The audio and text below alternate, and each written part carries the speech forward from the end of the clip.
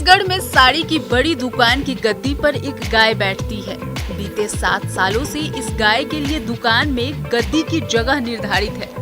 कई बार गाय दुकान में भ्रमण भी करती है। बिल्कुल सही सुना आपने, ये कहानी नहीं हकीकत है। दरअसल छत्तीसगढ़ की राजधानी रायपुर का सबसे बड़ा कपड़ा मार्केट पंडरी में है, जहां के महालक्ष्मी क्लॉथ मार्केट के एक शोरूम में हर दिन एक गाय दस्तक देती है। जिस दुकान की हम बात कर रहे हैं वो दुकान है गौ सेवक पदम दाखलिया की। पदम दाखलिया बताते हैं कि 7 साल पहले धनतेरस के दिन दुकान में पूजा कर रहे थे। उसी समय ये गाय उनके दुकान में पहुंची। पदम गौ भक्त भी है। जितना गाय को मानते हैं उतना ही गौ माता भी इन्हें प्यार करती है। यही वजह है कि पदम के शोरूम में हर रोज एक गाय आती है। वो बाकायदा शोरूम का दरवाजा खोलती है, फिर अंदर आकर गद्दी पर बैठ जाती है। कुछ देर बैठने के बाद गाय खुद उठकर बाहर भी चली जाती है। ये सिलसिला पिछले 7 साल से चल रहा है। इसकी शुरुआत 2016 में हुई और तब से लगातार जारी है। शोरूम वाले इस गाय को चंद्रमणि कहकर पुकारते हैं। उसके साथ उसका एक बछड़ा चंद्रभान भी रोज आता है, लेकिन वो बाहर रहकर ही अपनी माँ का इंतजार करता है, कभी भीतर नहीं आता। पदम बताते हैं कि गाय को सेव इतना पसंद है कि लोग इसे एप्पल वाली गाय भी कहते हैं।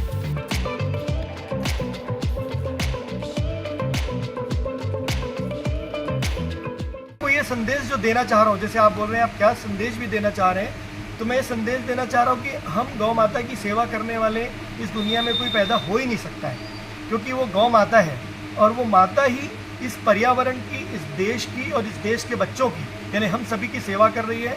वो सेवा इस प्रकार कर रही है कि जैसे वो अपना गोबर दे रही है, अपना गौमूत्र दे रही है, अपना पॉजिटिव वाइब्रेशन दे रही है।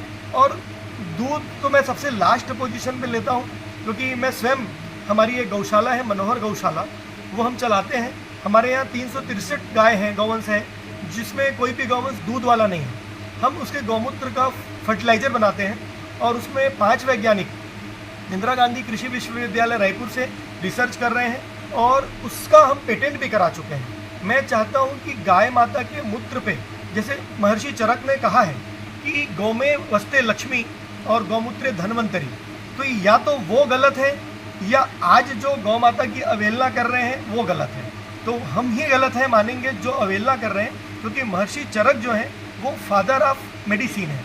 और जब उन्होंने कहा है कि गौ में वसते लक्ष्मी और गौमूत्र धनवंतरी, तो विश्व की ऐसी अद्वितीय तरल पदार्थ है गौमूत्र, जिसका हम संशोधन कर रहे हैं। पदम का मानना है कि गाय को हमारे देश में माँ कहकर पुकारा जाता है। ये उनका सौभाग्य है कि यहाँ पर गौ माता उनकी दुकान पर आती है और उन्हें सेवा करने का मौका मिलता है। पदम कहते हैं कि गाय केवल दूध के लिए ही उपयोगी नहीं मानी जाती, बल्कि गौमूत्र, गोबर और उनकी पॉजिटिव एनर्जी का भी बड़ा महत्व है। पदम खुद भी एक गौशाला चलाते हैं और ये बताते हैं कि गाय को गौशाला में केवल दूध देने के लिए नहीं रखते। उनका सबसे महत्वपूर्ण काम है गाय के मूत्र का शोधन करना, जिसके लिए उन्होंने बाकायदा साइंटिस्टों की मदद भी ली है। बहरहाल पदम के दुकान में गाय का आगमन इन दिनों चर्चा का विषय बना हुआ है। इस पर लोग तरह तरह की प्रतिक्रियाएं दे रहे हैं।